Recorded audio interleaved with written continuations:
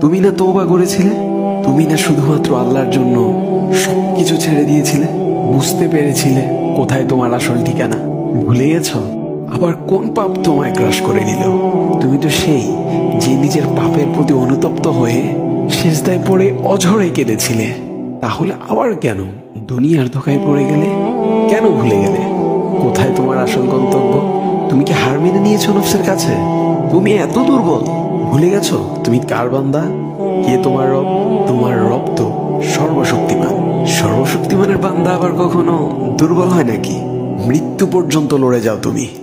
শয়তানকে দেখিয়ে দাও তোমার ইমানের পাওয়ার। শয়তানের ধোঁকায় পড়ে অনেক পাপ করে ফেলেছো, তাই নিরাশ হয়ে গেছো তুমি, তাই না? তুমি কি জানো না তোমার রব কতটা মহান? তিনি তো তোমাকে ক্ষমা করার জন্য অপেক্ষা করছেন। তাই ফিরে আসো সেই রবের দুয়ারে, যার দুয়ার কখনো বন্ধ হয় না। ভিডিওটি ভালো লাগলে একটি শেয়ার করে দিবেন, হয়তোবা আপনার একটি শেয়ারও কারো হেদায়েতের উসিলা বনে যাবে।